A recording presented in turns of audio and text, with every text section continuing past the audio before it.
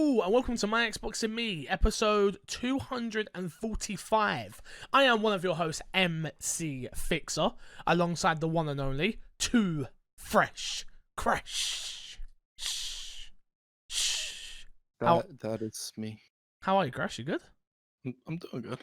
Yeah? Doing good. How's life treating you? I'm tired, exhausted. Fair enough. It's a busy day. Tuesdays are busy now, boy. You can't be tired. Yeah, Tuesdays I are know. busy days for us. I understand. I know this. God, it's all. I literally woke up this morning and was like, oh, God, all right, let's go. Rolled out of bed, like, all right, got to do the podcast. I got to stream. I got to do the podcast. I got to stream again. I've then got a shed ton of emails to do. I've got to still beat Last of Us because spoilers are everywhere. I'm like, Jesus, life. Yep. If you didn't know, My Xbox and Me is our weekly Xbox show that we do right here on youtube.com/myxboxandme, and you can get it on podcast services. Remember, if you want it early, head over to patreon.com/mcfixer. That's where you can support me financially, and one day, when I make decent money, I better pay Crash. One day. He's gonna pay me in a Red Bull can. You remember what he said last time? I did say that last time. Where's your Red Bull? Have you got one? No. Why? You were on form last week. You better. Yeah, but coffee. Nah, Red Bull. Coffee. Remember to subscribe to the YouTube channel, like I said beforehand, and rate us on iTunes. Look, I've been telling everyone, Crash, you better be rating us on iTunes. If you haven't done so, go do so. Remember, Crash, what I told you last week? We were... Where was we? Where did we chart in Netherlands? 197. 197 in the Netherlands. Shout out to all my Netherlands. We might have been listeners. higher in Netherlands. Maybe, but... We charted somewhere we were 197. No, it was Netherlands. It was Netherlands. It was definitely Netherlands. Okay. Definitely Netherlands. Okay. As per usual, Black Lives Matter.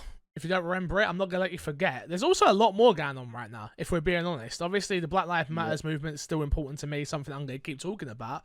Obviously, a load of people in the video game industry, influencers, content creators, higher ups, just everybody, have been outed by people of their trauma. And yeah, we're in this really weird place. So obviously, just my thoughts go out to anyone affected by this. Obviously, I am part of the Kind of Funny community. You can see my hat on, and there's been a huge thing that's happened in our community with some members of the community, or ex-members of the community, I should say, who were being sexual predators, I guess, and just overall scumbags. Let me make it very, very clear from my point of view. This is me speaking. I can't talk for Chris, but for me, Chris is not intertwined the same way I am, so you may not know about it all. You're a piece of shit. And first and foremost, you're a piece of shit. And if I knew you was a piece of shit, I would never have spoken to you. I never would have followed you. I never would have let you been on my stream ever. I never would have any of these things. So let me make it very clear, because obviously I saw people tweeting about it the other day. Like, if you're DMing these people, not like the people that are the predators, but like the people that have been affected, and you're not saying it outwards, you're part of the problem. And in some ways I agree with that. And in some ways I understand where it's at. It's like, oh, you're protecting your brand. Let me make it very clear, right? Sean Pitts, fuck you. Very clear. Just in case you were missing it, just in case you thought I was somewhere in between, or you didn't know where I stood, I believe the victims. You're a piece of shit. Carry on. But just, that's from my point of view of what I do. I'm not supporting anybody. And if you think I'm not going to be one of these people that call your ass out, you've got another thing coming. Because I'm not playing that whole silent thing anymore. And I've been saying this, I was saying it on the stream yesterday, which was, if you have a platform and you're not using your voice, you are part of the problem. Because if you know these people, or you knew of these people, or you're not condemning these people, and you have a platform to reach such an outward portion of these of our community, and you don't want to say anything because you want to remain, oh, that doesn't fit with my content, or I might lose Twitter followers, or people might stop listening to my podcast, or I might not be the person that I want to be if I'm putting that. No, it's all bullshit. I love the fact that Kind of Funny are playing hardball. Yep. I love the fact that Andy, Blessing, both playing very hardball, obviously in different subjects as well. Andy with Trump, Blessing with like stuff like IGN, and just a ton. I'm me. I can only be me at the end of the day. And what I'm saying is, if you are a sexual predator, or you are someone that is using your power to try and influence women and just being a lying scumbag and just being all the things I hate in this world, fuck you. Yep. And the person that I named, I will not name you again. You will not get any more airtime on any platform that I have. I just need to know in case this does reach you, fuck you. Moving on. Yeah. Topic of the show, Crash. I guess you haven't really got much to add on that part. No, I second everything you've said. There's absolutely. I feel like I'm women, you know. I'm done with it, bro. I really am done with it. Like, no. And you know what the annoying part is about all this is people knew about this for such a long time. We knew about this. We were in the same call when we heard some of this stuff, but it wasn't, I felt anyway, and maybe I'm wrong, and maybe I'm part of the problem in this regard, where it's like, I felt it wasn't my place to then spread somebody else's information. What I'm learning now is, no, that's not the way to approach these things. If you hear about something like this, you need to put it out there for people to have the information. And yeah, I understand people. Sorry, I will let you come in. You're all good. I understand the whole innocent till proven guilty and all that stuff. These are from people that I trust, and people that just don't come across like just people I trust. I'm just gonna leave it at that. Yeah.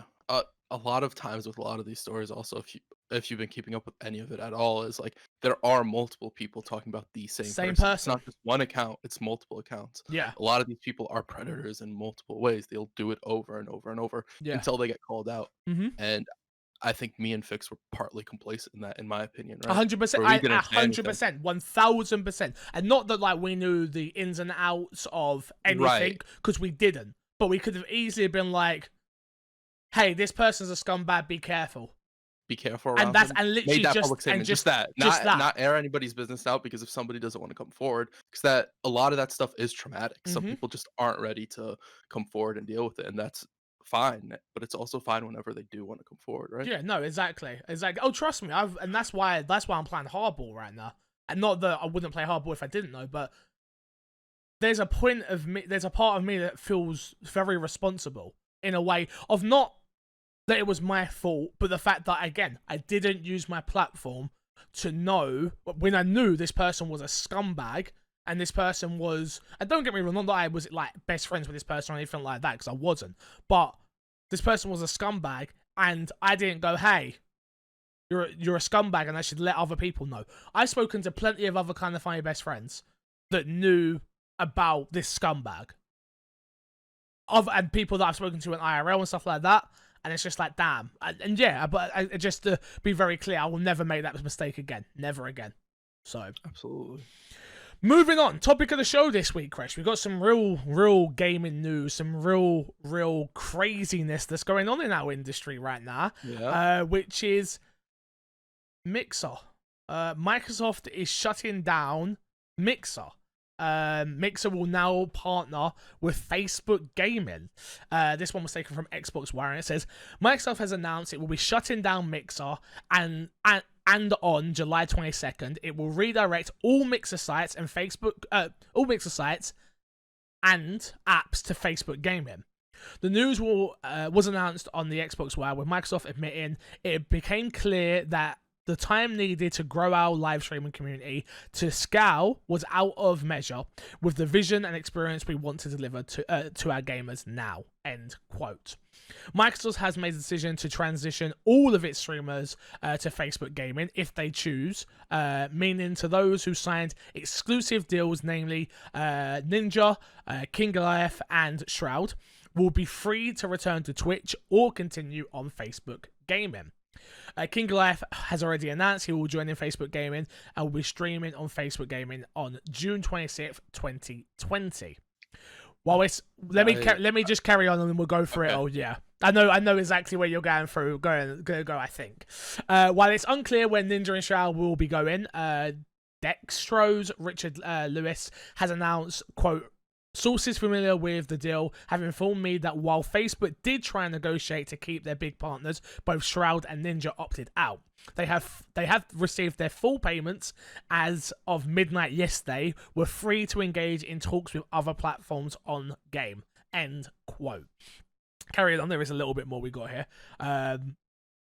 we can start at that point, actually. We'll start there, and then we'll carry on, because the rest of it gets into a bit more X-Clad and things of that nature. So just breaking this down, which is the big news, obviously, that Ninja, Shroud are now free to go wherever they want. Yeah. How do you feel about that? And then we'll break down, obviously, the whole problems. We've got questions about Mixer and stuff, so we'll hold that for then. Right. Dude, they walked away with a bag, and they walked away with it clean. Mixer wasn't working for either of them, Nope. really. Like, to say that they got paid ridiculous amounts. The number they got paid came out also. Oh, how much was it then? Ninja made 30 million, Shroud made 10. And for them to stay on Facebook, the offer was doubled. Doubled, yeah. So they would have gotten Ninja would have made 60 over the contract, and Shroud would have made 20. I don't know if Shroud's was doubled. I read Ninja's was doubled. I'm assuming I think all of them, both of them were doubled. I think the offer was for both of them. I'm gonna assume that with King Italian, his offer was doubled, but he probably didn't get make that much in the first deal, and that's why he took that. Yeah.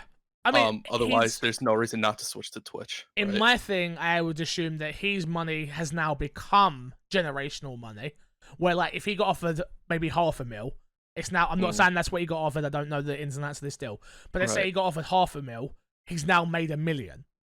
Yeah. And that's of course life-changing money. And if he invest it right, he could buy his house, he can invest a bit more, he can do what he's got to do. Exactly. Yeah.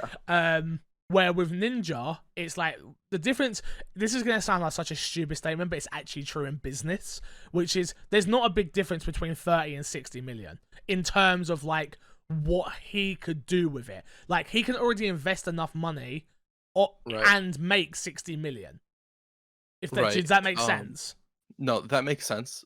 But I also think it's partly like Ninja can shop around now. He doesn't need to come to Twitch. He doesn't need to go to YouTube. He could go to what's the platform that PewDiePie was streaming on? Oh, DLive. He could go to DLive. DLive could offer him 40 million on top of Never gonna happen. Never gonna happen. No, absolutely not. But I'm just saying, like, it's all like they both are probably getting offers, right? They both made statements like, we're gonna wait to see what we're gonna do with our communities. I'm sure they wanted to think it through. That was part of it, but also part of it's like, show me what you guys have to offer. YouTube, how much are you offering me? Because I was watching a video of Harris Hellers the other day, which is someone we both watch, and he was saying that, and I agreed with him, which was I don't think Ninja wants to go back to Twitch. He will, but I don't think he would want to go back to Twitch, especially with what they did to him, removing his whole channel, then putting his whole channel back, then putting Paul on his channel. It was just a lot of stuff, right?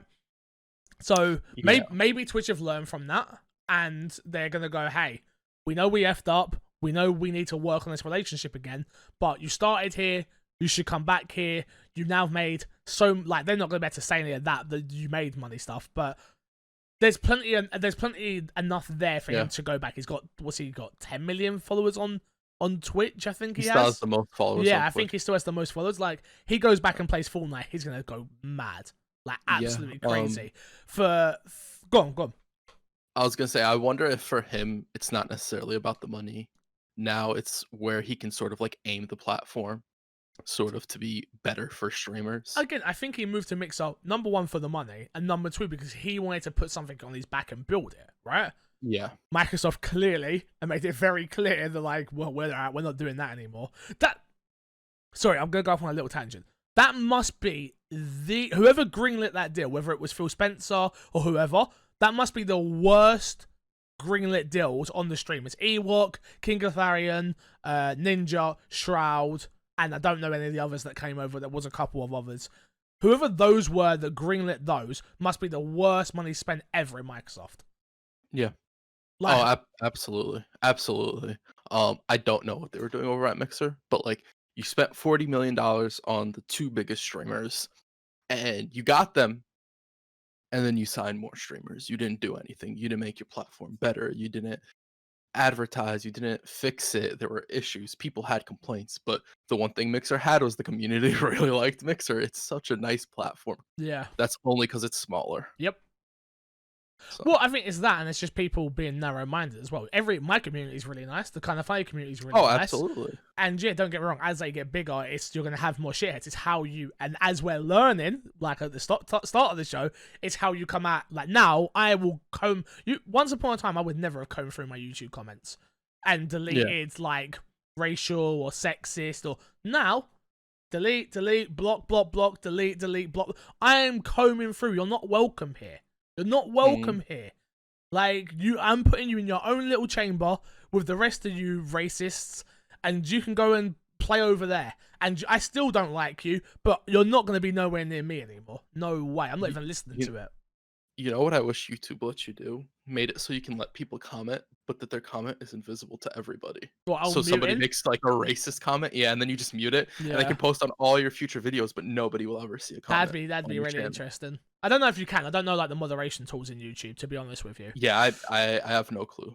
I've never heard about anybody doing it because I hear people doing it all the time on Twitter. Like the best thing you can do is not block somebody, you just mute them. Because then they think they're talking to somebody, and they think they just get more frustrated, right? Muting people. Because when you block them, they win. Yeah. They get a response, don't they? So. Yeah. But to go back to this whole Ninja and Shroud thing, I think Shroud goes back. Shroud was loved on Twitch. On Twitch. And him going over, secured the bag. They both made the easiest money you'll ever make. They had to pay up their contract, which is so nuts to me. Nuts to me. But I see Ninja going to YouTube and seeing what God, what's his name? What's the 100 Thieves team? Courage. Seeing what Courage has done over there, which is like he's built his own lane. He plays what he wants. He makes great YouTube content as well as, which isn't just usual normal VOD stuff. Obviously, see what 100 Thieves has built. I think Ninja's gonna go in that place where he's looking to build something now, something else. Where Shroud is a gamer. He's a gamer. He loves the game. He's one of the best gamers ever. And I don't think he's looking to like build things. So I think he'll go back to Twitch. Like he's technically a content creator, but he's not really a content creator for the most part, right? Yeah, of course. Not as like a slight towards him. But... No, I totally agree. To carry on with this though. Where did I get to? As reported by The Verge, the head of Facebook Gaming said, quote, it's up to them and their priorities, meaning Microsoft new partners isn't actively pursuing exclusive agreements with any of Mixer's biggest names. Existing partners will be granted partnership status with Facebook Gaming, and streamers using the Mixer monetization program will be able to start using Facebook's Level Up program instantly. As for the Mixer viewers, those with, quote, outstanding Ember balances, channel subscriptions, or Mixer Pro subscriptions will receive Xbox gift card credit. End quote. Microsoft is also slating that Project xCloud was all a big factor in this decision, and it will, quote, look to debut click-to-play scenarios within the Facebook Gaming and Instagram communities. The technology that helped build Mixer will continue to impact Microsoft products, as Microsoft teams will leverage Mixer's deep investments in ultra-low latency, video streaming, real-time interactivity, thank you, and video distribution technologies to accelerate our ability to support a variant of video first. Virtual experiences from meetings to live events to other broadcast scenarios. Speaking to The Verge, Xbox head Phil Spencer described how Mixer was fighting an uphill battle from the start. Quote, we started pretty far behind in terms of where Mixer's monthly active viewers were compared to some of the big players out there, Spencer said. Quote, I think the Mixer community is really going to benefit from the broad audience that Facebook has through their properties and the ability to reach gamers in very senseless way through the social platforms Facebook has. I never really talk shit about Phil Spencer. And I don't think anyone really does, because he doesn't usually come out with many, like... foot and mouth statements. Foot and mouth and PR speak things. This one, unfortunately, was one of those, where it's... I really think the Mixer community... No, shut up. You've taken away their platform. You've taken away the platform from their communities, from their streamers. You've taken away livelihoods. There is so much. Do not come out with a bullshit statement like this. Yeah, I'm just curious how much of a part Phil actually played in it, and if he was just sort of given this statement to say, like, if you're asked this question, this is what you say. This is like, the that's PR part answer. Of the deal. Yeah, because like this is a bad statement. It's not a good statement, you know. Yeah, it's not bad. I think the Mixer community is really gonna benefit. Like, no, they're not. Yeah, like most of them who most of them are starting over from nothing, Nothing. right? Yeah. Well, the ones that were not smart enough to diversify their communities, Yeah. which has always been the problem, and we'll get into that very soon because we've got questions coming up. Yeah. But yeah, overall, Crash, because we have both streamed on Mixer. I think you were on it more than I was due to giving it more of a test period than what I did, which I was so thankful for. You took the bullet for me. I'm not gonna lie to you. How are you feeling about this? Because obviously having more of these services was always a good thing because it didn't let Twitch monopolize it, right? But now you've seen the one that we all had hope for, in my opinion, has now gone. Yeah. I'm not surprised. To be honest, from when I started doing when I was streaming on Mixer to now, Mixer didn't change all that much. Nope. They didn't add anything new. Like the good thing about Mixer was like, oh, Mixer is low latency. Oh, Mixer has embers. Oh, Mixer has channel levels, channel points, all this stuff. Twitch started adopting that, and then Mixer was just like, yeah, well, I guess we're beat. Let's just call it a day, go home, and do whatever. Like they didn't keep up the pressure. They didn't keep up growing. They didn't do all these things that they needed to. Instead, they were like, we got Shroud. Let's put Shroud in this really dope Mixer commercial. Yeah. Which commercial was great. It was a good advert. It was a really good commercial. But like, what does that do? That doesn't get people to go on your platform and stay on your platform. Yeah. When they don't like the interactivity of it. When the emotes are too small, that's something easy to fix, right? Yeah. There were general complaints that just weren't fixed, and I wonder how long Xbox has been, well, not Xbox, but Microsoft and Mixer have been trying to come to this deal with Facebook Gaming for this. Because that could explain why they haven't done any big updates for a really long time, right? Yeah. I mean, yeah, we spoke about it a little bit in DMs where I was like, yeah, it's interesting. And obviously Facebook have clearly bought them out and they're going to take over all the contracts and stuff like that. So they made a little bit of money back on this, Microsoft. But I think there's a bigger picture here, which is it's what Phil said pretty much, which is xCloud is coming, right? And to be able to, YouTube have obviously got Stadia.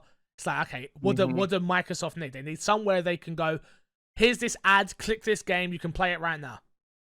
Yeah. Who is the best? As much as I don't like Facebook as a company, and they have some very shady practices, you've got to just, from a business perspective, everybody's on Facebook. Everyone's on Facebook. Everyone can click this. Everyone can get to it. Same with Instagram. They have such a widespread reach that it's like this makes perfect sense. Yep. And then Instagram also, so you have it on mobile too. So it's not just when you're sitting down on your computer. It's like you always have it on mobile, right? Yep. Facebook's on mobile as well. But I understood what you meant. I knew what you was trying to get at. Don't get me wrong. I got you. Yeah. Don't worry. I think this is a good deal for Microsoft. I think this is a really good deal to Microsoft, but there's a bunch of PR that's attached with this that might not be that good. Well, obviously you got the whole just a day before this. I forgot to even add it. Not that it was like forgettable, but it's just something that was weird. Now Mix is gone. It's a weird thing to be at. There was a statement that came out about how someone who worked at Mixer was just treated so poorly because of the color of their skin. There was a quote from a higher up that worked at Mixer, saying that all Mixer streamer partners were slaves and they owned their content, and just a ton of horribleness, which you can go check it out. But yeah, it was like that, and then this happened, and then it's just so crazy.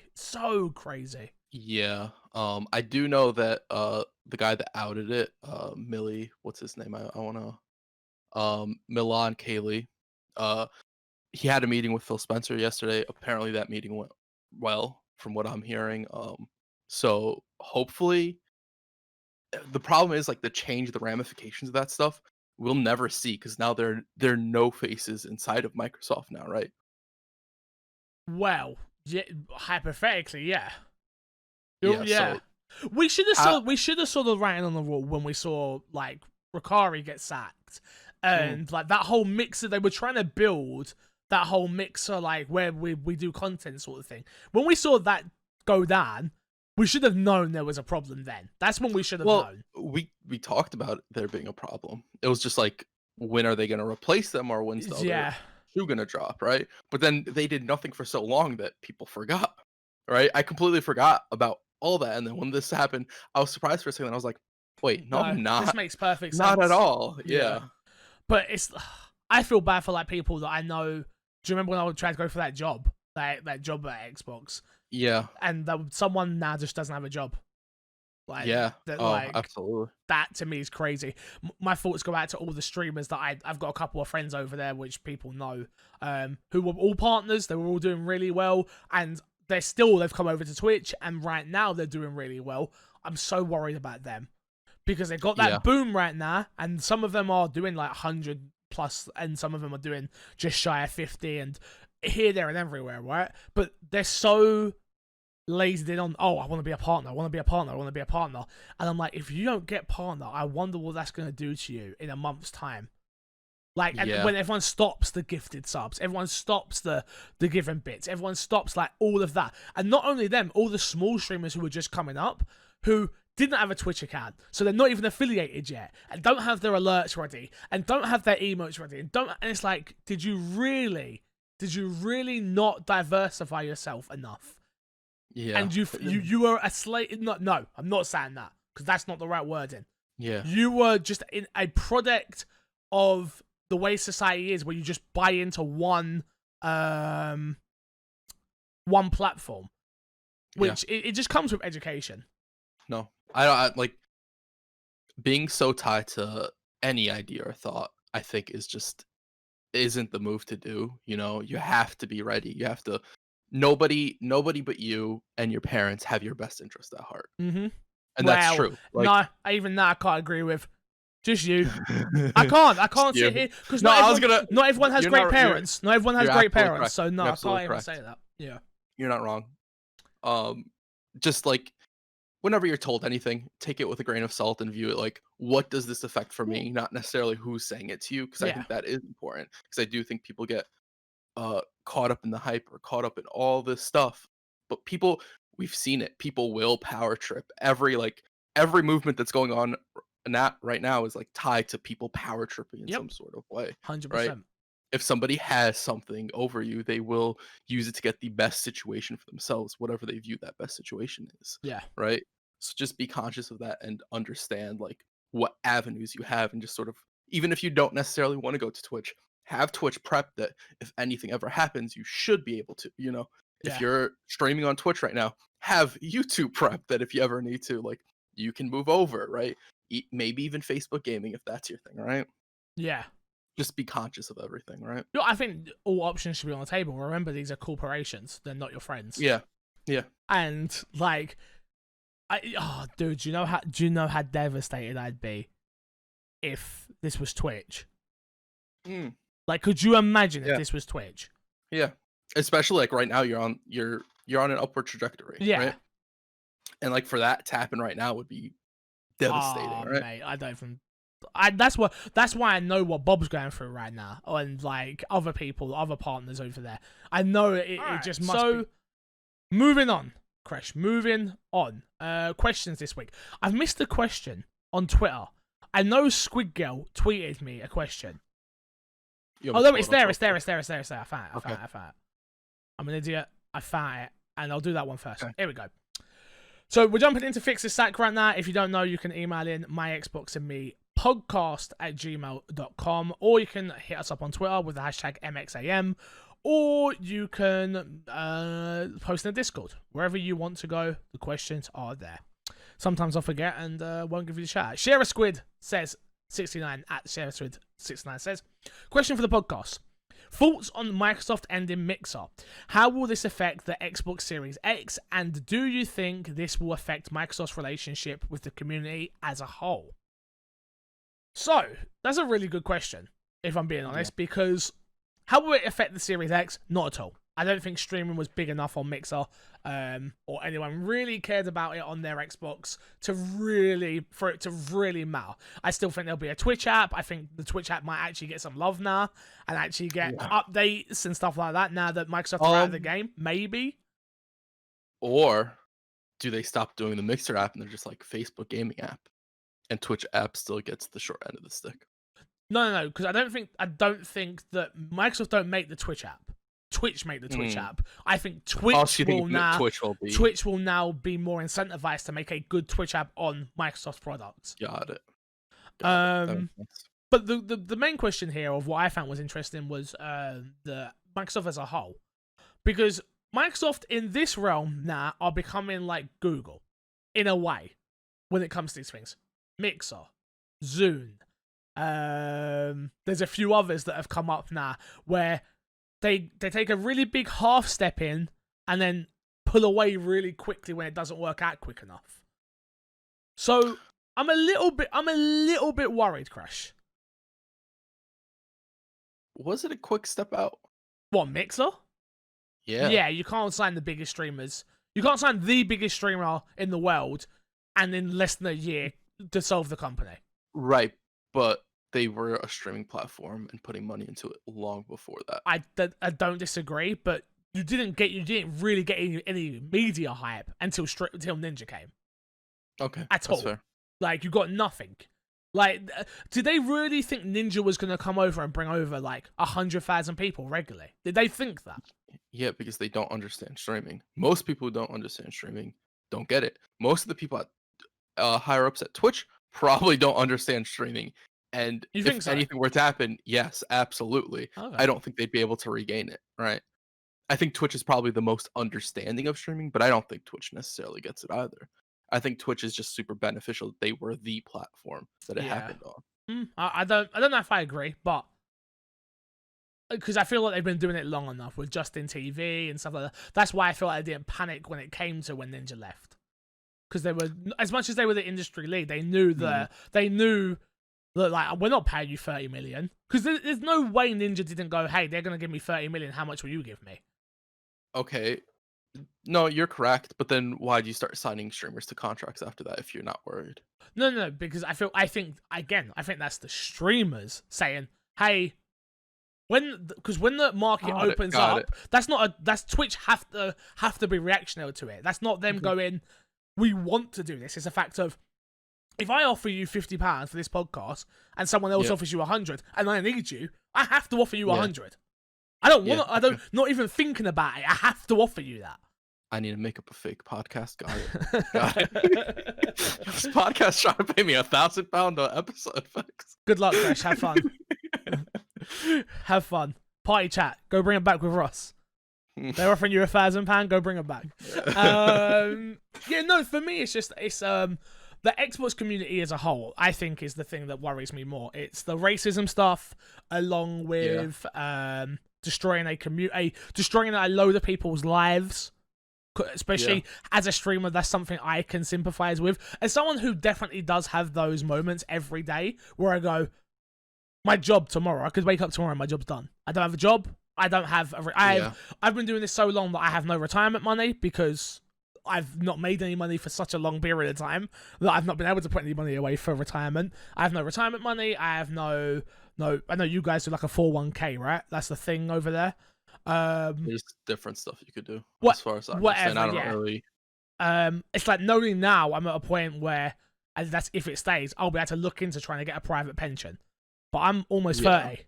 So I have no pension started already. So that's like, come on. So like, I can just sympathize. And I think my thing is, you couldn't have told your partners. You couldn't have told the partners. The company was shutting down. You let them find out through Twitter. I agree. And I think one of the worst things they could have ever done is put out the tweet, we'll be better, the day before this all went down, we're a community, yada, yada. And then you do this, and it's like, because they're not seeing, I don't think Microsoft are seeing it as a like disbanding. Is more of like a passing on, like, and they're doing it very businessy, obviously, because that's what you have to do in business. But like, I just think it's very shitty. Like I say, it's I don't know, like the crux of the question is, I don't know how this is going to affect Microsoft's relationship with the community. I think the community are going to be very untrusting for a little while, and for the right reasons. For the next thing that gets pushed onto us, whether it's a VR headset or a watch, or I don't know what it's gonna be. I don't think that it'll ruin the Series X, but I do think it'll give people a sour impression of it. Where if I they agree. are debatable and they're like, "Hey, I don't know whether I'm gonna go PlayStation or Xbox." As of right now, I think they'd be leaning more towards PlayStation, right? I've been in 4 different Mixer streamers, Mixer streamers on Twitch now, and they all said, "Yeah, I'm gonna get a PC. I'm just gonna go PC." And yeah, I probably still will play Microsoft games, but I don't feel comfortable giving them that type of money now at this moment in point. Which, in a way, is still kind of dumb because they're gonna buy things on Microsoft Store. Probably no, on maybe not actually.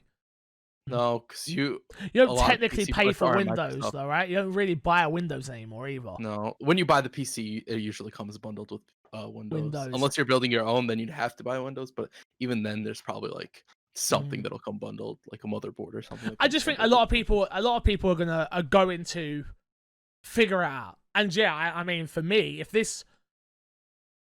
as a black guy, as a mixed race man, and hearing the racism things, as someone who wants to work at Xbox and really looked up to Ricari, and Ricari knows that I've messaged him and stuff, and like him getting sacked, I was like, oh, okay, this is interesting, okay, and then you hear about this, and you're like, oh, okay, and this is not like a spite at anyone, but then like you look at like the little groups that are out there, like the Xbox Ons and the Outside Xbox, which Outside Xbox is not by Xbox, but Xbox On is. It's like, you have no black people. Is there a reason? Or people of color, just in general. Like, it doesn't even have to be a black person. Like, is there a reason for that? Am I missing something? Did I not get the job because I was mixed race? Like, I've got 5 years experience. I worked in retail. I had like all of it, and I didn't even get an interview. Like, not even an interview. I had my community absolutely blew forward. AC Bongos like seconds me on that first time. It's like, what did I do wrong? Like, what? I wonder. Right. I wonder what I did wrong. Like, and then you start thinking about everything. But yeah, I'll be interested to see what happens. But I just feel really, really bad. Really, really bad for everyone involved. Agreed. Oh, Crash. More questions we have. So let's go into this one, which is, what have PlayStation done better? What have PlayStation done better to sell you on their console than Xbox have? From Mr. Moody. Chris, you want to start that one off? They showed games. They showed games I can only play there, even if it's a time thing. I can only play them there. That's really all it was. They showed games that looked good. They were pretty games. Ratchet and Clank looked amazing. We got Horizon. That's all I really need. I like games. I just want to see games. Yeah, I think for me, it's definitely for me, it's definitely the fact of it's been their messaging from the start, even before we've seen the box, which is we believe in generations end, blah blah blah blah. That's just something that I like. I understand why Xbox are not doing it, and I do actually think it's probably the more forward-thinking way and the most consumer-friendly way as well. Yeah, but for someone who wanted exclusive games, as someone who wanted different UI, as someone who wanted PlayStation to come out, new UI, okay, that's what I wanted. Exclusive games, all right, that's what I wanted. Like, I don't really like the look of the box, but who cares? Like, they've just marketed it perfectly for me as what I wanted. Like, I can't talk about everybody else. We do an Xbox podcast, so I understand why people might be going, you're crazy, but for me, it's just they've been very, very blatant with their marketing. There's no mixed messaging. There's no, even right now we're seeing it, and we're going to talk about it a bit later with the whole games are just upgraded for free, and we're going to talk about a few of them later on in the show. Like, Xbox wanted to put a fancy spin on it. PlayStation have just come out and been like, yeah, you get it for free. It's just what it is. It's not a big deal. Special. It just happens. Yeah, cool. Yeah. The devs are doing it. We support them. You'll be able to get it for free as an upgrade, which, again, we'll talk about in a little bit. But I'm like, oh, yeah, and Xbox decided they wanted to turn it into a PR thing, which was nothing more than just word salad, which is it's just PR speak. Yeah, I absolutely agree. I think this conversation will be a lot more interesting come July when we see Microsoft's games.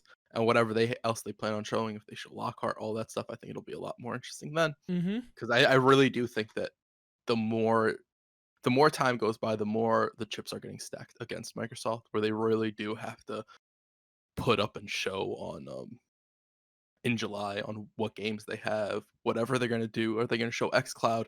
It really needs to be a wow factor. They can't if they plan on showing xCloud and sort of announcing it to this larger spread, it can't be just like sort of beta phase 2, right? It has to be big. But that's instantly how they win me over, right? Which is like, it's xCloud. It's something that their competition doesn't have, and it works. I've used it. It works. So it's like, as soon as that comes out, that's a game changer. That is something that's like, oh yeah, I am going to play my games on Xbox, my third-party games especially as well, because I want to take my games everywhere. I want to be able to get on a bus and play, or I want to be able to go in the front room and watch TV and play on my phone. Like, that's a game changer. But we haven't seen it. We know it exists, but we need to see it more. So I agree. Yeah. Phil Spencer has confirmed there will be no HDMI sticker on the Xbox Series X. Are you team sticker or team no sticker, Crash? From Little Smee. What? Why would they do this? What is wrong with them? I couldn't care about a sticker. Are you? Wait, no, but that's a real question. Are you team sticker or team no sticker? I don't. I didn't even know this was a thing. No, I don't know if people cared about it. So when you got your Xbox, did you peel the sticker off? Dude, when I got my Xbox, I plugged it in. It's got its sticker, I guess. I don't know. Is the sticker on it? I don't know. Look at it. Tell me now. Okay. All right. Chris is out here like, oh yeah, I don't know. I don't get like this ain't important. This matters. This is an important question. Show me the front. Right here, I got. No, not that sticker. No, the other side. Front. It's on the front. I have no sticker on. Show me it. There's no sticker. No, your team no sticker. Thank you. Who cares about a sticker? I think anybody who cares. Look at how this is why we need a new. This is why I have to get a new co-host. I need someone who cares about the important topics, Crash. You, on the other hand, don't care about team no sticker. I'm team no sticker. No sticker is not a thing. Yeah, of course it is. No, you guys are just extra. If you guys care about your sticker a lot, I have quite the game to sell you on. It was a game. What game was it? Kingdom Hearts 3 you can go around and you can collect stickers. It's really cool and it's really riveting. It's pretty much next gen console gameplay material. I'm sure you'll see some sort of iteration on it over on the PS5 and Xbox Series X. Xbox Series X, forget PS5. You will see it there. Next gen sticker graphics and physics and all that stuff. I respect it. Yeah.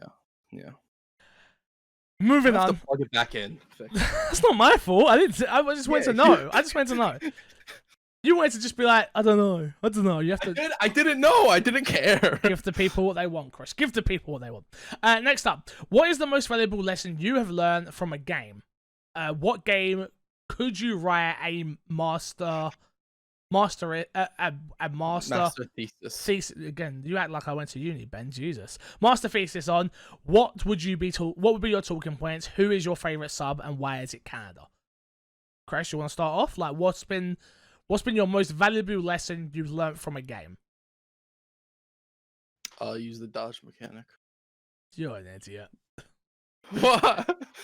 You're an idiot. All right, I'll answer. I think for me, again, it's something I'm learning just in this whole with everything that's going on. It's to listen more. It's the I'm playing a game right now. You may have heard of it. It's called The Last of Us. Not gonna say anything about it, but that game has taught me so much about me and the way I speak and the fact that words matter and certain pronouns matter and whatever the case may be. Like. What we say matters, the way we say it matters. And don't get me wrong, I hate to say it, but my mum said it from day one. And she didn't realise she was saying it like right, but she was right in what she was saying, which is it's not what you say, it's how you say it. And again, it's the same thing there, which is I just think the game for me was the game I probably learned the most from is Resident Evil, which is the same game I'd write a thesis on, which is Resident Evil 2, because it was like learning that worlds can coincide and things are happening inside this world and just that level of like empathy and that level of fear and that like it taught me a lot as a kid, which I don't think I really realized it did in this stupid zombie game. But it did. It taught me about love. It taught me about taking care of a child that isn't even yours just because it's the right thing to do. It taught me all of these things, and that's stuff that goes with me today as somebody, and I don't think I've ever said this on the podcast before, but as somebody who there's a 50-50 chance I might not be able to have kids.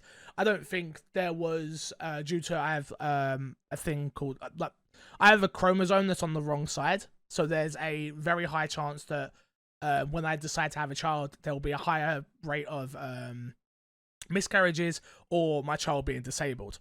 So take that with what you will.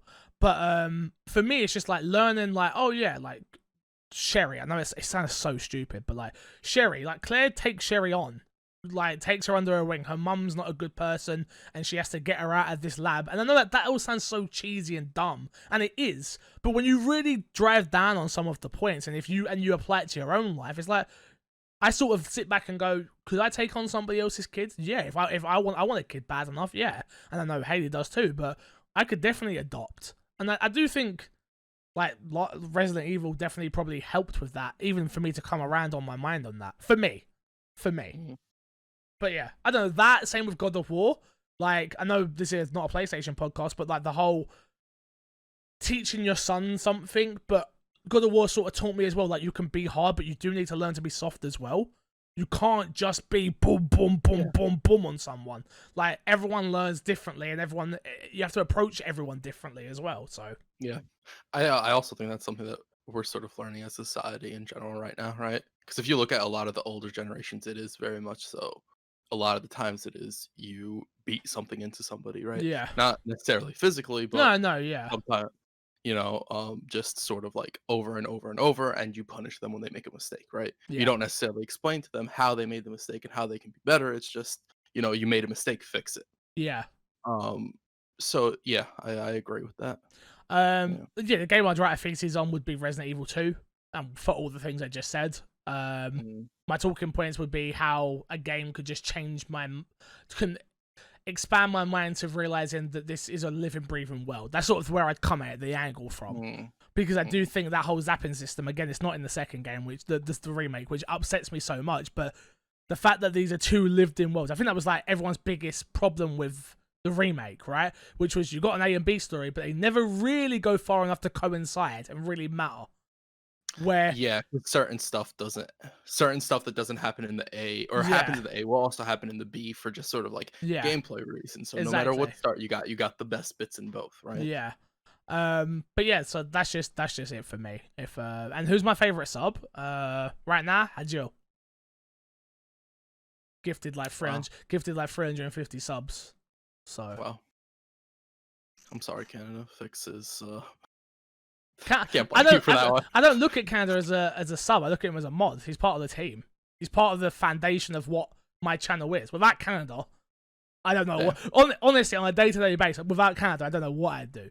Like, Canada just does these things. It just happens. All the clippable moments. He's done it for you as well. I wouldn't even know Canada if it wasn't for you. But, like, all the clippable moments that come, that he'll then make a command out of, which makes everybody laugh, which then helps expand the... Like, Canada's so much bigger than... Not that a sub isn't important, but, like, he's a mod. Without him, he's part of the goddamn team. Like... Absolutely. Yeah. So, that's me. What about you? Who's your favourite sub? Is that a question? Yeah, here's the question. Who is your favourite sub? I'm my favourite sub. You don't sub to yourself. I can use all my emotes. Good answer. Moving on. What game do you want to have crossplay? It can be any game from Canada. Right, shout out Canada. FIFA. Okay. Mine's FIFA. Mine's like... The fact that we're going to talk about EA Play very soon, and the fact that we didn't get that like concrete confirmed during EA Play tells me a lot.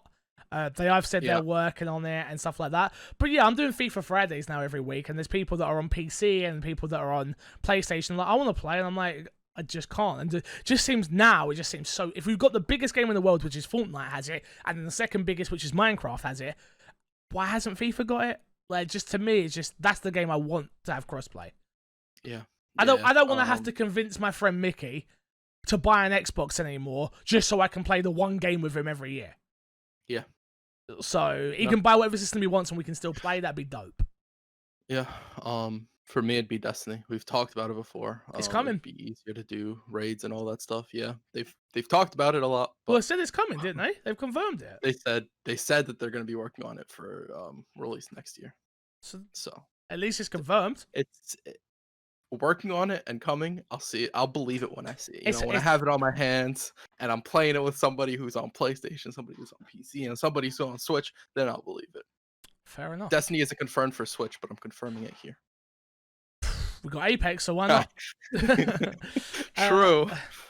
Last question in Fixer Stat this week, which is a question for this week's show. Do you think we will see a Lockhart announcement in the July event? Follow-up question.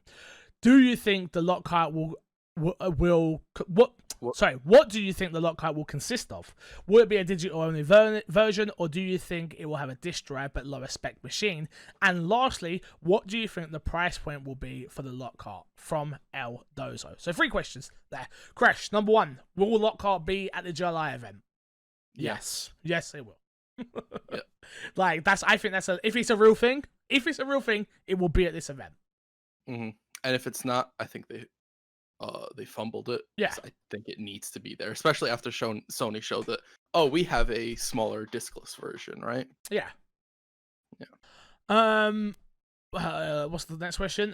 What do I think it will consist of? I think it will be a digital-only console with lower specs, but it will be on the same level of spec as the PlayStation 5. Okay. Is what I think. I think it will be the 10 teraflops, and when I say the same level, I mean everything other than the SSD, just so we're very clear, of the same speeds, because even the Series X doesn't have that. But yeah, I think it will be still a 1 terabyte SSD, but it will just be less teraflops. I'm just assuming it's less powerful, so it'd be cheaper to make. I'm assuming. Again, Bunny's our guy for this, but we're not sure if he's even alive. So, I have a somewhat of a hot take. I think Lockhart won't necessarily be a console. I think it'll be a hub that you can watch Netflix through, open your HBO Go, Amazon Video, and then stream games through xCloud onto. So you don't think you'll be able to download onto it at all? No. So, okay, no, that's interesting. So that's why they're so we get rid of Mixer, because we're going to announce xCloud, and this is our xCloud box. This is how we're going to get our games into as many houses in the world, because this thing is going to cost us £200, which is what the rumor is, which we'll get to a bit later. So it's just, I mean, that makes a lot of sense. And then you can play it in the highest quality that you're capable of based off your internet, TV, and all this stuff. Yeah. Yeah. Because are we gonna be talking about the rumored price? Yes, we'll go that a bit later. Yeah. But you can touch on it. It's no problem. So that's the rumored price is supposed to be. It was £200, right? £200. Yeah. Yeah. So I don't like even like a weaker console and it being 200 just seems sort of like, it seems like Microsoft will be taking a big hit with that, right? Yeah. I don't think they'd want to do that. I do think that there's a possibility. Granted, I still think that it's possible that they're like, oh, it's as strong as the PS5 and here it is, right? I do think that is 100% a possibility as well. But just like looking at it and reading everything on the table, I do think that there is a real possibility that this will be a streaming. I think you make more. I think now that you've said it makes way more sense. It's £200 versus the £400 Xbox Series X. It isn't. Yeah, maybe I would like you to be able to at least download 3 to 4 games on it though. So maybe they can get an SSD in there. I don't think I would want something that I can only stream from personally. Mm-hmm. But I understand to get that price point down, you may have to do that, because an SSD on its own is going to cost you £100 plus, especially if the speeds of what we're talking about. Yeah. Well, no matter what, I'm pretty sure the rumor is that this wouldn't have the SSD, because the SSD is the most expensive part. Okay, got ya. So the rumor is like, if I'm remembering the rumors correctly, and my memory so many rumors as well, dude. There's so much coming out that we just don't know. I could be absolutely wrong, and that's not, and maybe they're downgrading everything else, which is a possibility as well. But yeah, this will be interesting, because there are a lot of different people talking about different stuff with the Lockhart. You have somebody saying one thing on one side, somebody else saying something else on the other side. It'll be interesting when Microsoft has it, and the messaging they give us on it is also going to be really important, right? Mm-hmm. Because if they sell it just as a weaker console, it's going to be a little bit awkward with because the Xbox One X is still going to be in market. Yep. Maybe they stop productions, but it's still going to be in market, and it's going to be more expensive for a while. I think you've smashed it out of the park, mate, honestly, on what this thing is. Yeah. I think it's a more expensive Amazon Fire Stick which I think xCloud will come to Amazon Fire Stick. That's why I wonder what am I getting for £200? If Amazon Fire Stick's $50, and It is, and constrain. Why am I? Is it because I'm getting a controller with it? What is it? Why am I doing this? yeah. I mean, a controller and a headset. A That would like, headset? yeah, just like one of those Xbox headsets, They so you don't can do talk on those. Xbox They don't Party. do those anymore. Do they not? No, they don't even come with I got. Xboxes anymore. They don't come with the Oh, Xbox Series X. You don't. That was only at launch. oh wow. I Yeah. guess since you can use all form of You can headsets use now, all there's no headphones reason. now. Yeah, and it has Yeah, no, you're jack in. absolutely correct. Yeah. Yeah. I'm thinking about like when I bought the OG Xbox I'm One. wondering what do I get for £200 if I can get an Amazon Fire Stick. But I think this is going to be XCloud's going to be everywhere. I think we're already seeing it. So why for £200 is it a controller? £50, right? Let's say it comes with a controller, so that's about £50. What am I getting in this box, which is £150 worth of value when this thing could really cost me £50? If we really think about it. So No, is it a hard drive? I think it's a hard drive that's like, okay, you can download whatever. Go on. You can download Xbox One games. So you can play all your Xbox One game library, but not necessarily. I just think it mixes the messaging. It's so mixed messaging. It could be because they came out with a statement a while ago when they were talking about xCloud, where if you have a console, you can just stream xCloud with it. Yeah. So there's the possibility that's like, hey, if you guys don't want to pay the xCloud fee, whatever it is, just buy this and you can stream to it, right? No, yeah, I get that. I'm saying, but what value are you bringing me at that price point is what I'm saying. That's what I'm trying to get at. £200 is a lot of money for something that I'm just streaming for. Because I know for a well that I can download this thing on my phone and it's free on my phone and it's free on my Have you tried Fire and it's screen? Yeah, I have. It's a little uncomfortable. Yeah, but that's the only reason. Especially if it's supposed to go in the home setup, right? And let's say smart TVs are going to have the app as well. But for a smart TV, you'd need whatever the subscription is. My point is, what I'm really trying to get at is like Stadia is doing poorly, obviously, but Stadia is not that expensive. Like for their thing. So that's what you're comparing it to. So that's what I'm trying to stress of like, what is in this thing that it's going to cost me? If it's £200 and we're going with your theory that it is a streaming device, why is this costing me £200 then? It has to have a hard drive in it. Has to. Just to make up the numbers. Has to have a hard drive, okay. I think. Yeah, no, that's absolutely fair. It could come with like a year of Xbox Live or something. Nah, okay, so you go, it's a year of Xbox Live and a year of Game Pass. So then you go in, a year of Game Pass is $120. It's $120. A year of Gold is $60. Plus the controller, you're looking at $210 worth of value. If I've done my maths right, maybe $220 actually. Makes more sense. That makes more sense. But yeah. Okay. Yeah. Okay. So I don't know. Like I said, I could see it still being like, oh, this is a weaker console, but it's still a console, right? I hope it's not now. I hope we go with it's a streaming box. Yeah. Meh. I don't know. Cool. It'll be interesting. July is going to be interesting in general. Very interesting. Very, very, very interesting.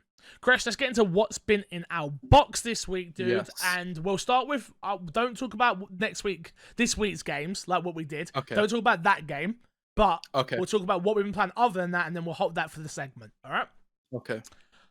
So, I can kick off. I played the new season of Fortnite. Fortnite has swamped its map. It's all covered in water. You can ride sharks. You can do everything. It's I don't like it.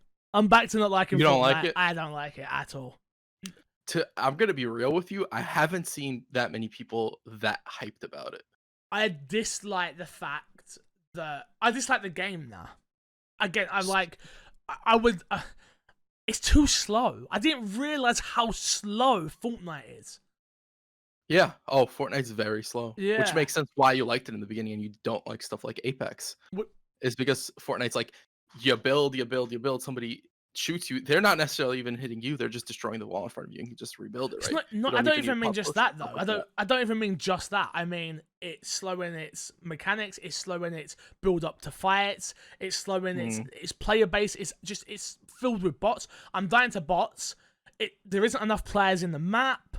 It just generally is not fun. Okay. Do you think this signals not the end or not the death, not anything like that, not anything super drastic, but do you think it it signals like the continued downward trajectory of Fortnite. Yes. Okay. Because I haven't really seen, other than the day it launched, I haven't seen people really talking about it. I think None of the streamers I follow have been talking about like, oh, I can't wait to play Fortnite again. Which when the new season drops, that's usually all it is. I feel like as soon as Call of Duty changed their map for that first time, which we're waiting for now, it's gonna be huge. It's gonna be huge, and when that happens, I feel like more players are gonna go, "Oh yeah, I'm liking COD and I'm loving COD," and that's what I know I am. I'm playing COD every single day, streaming it for multiple of hours, and I'm just like, yeah, COD, COD, COD, COD, COD. Like, there's nothing more. And Fortnite to me is just so subpar. Nah.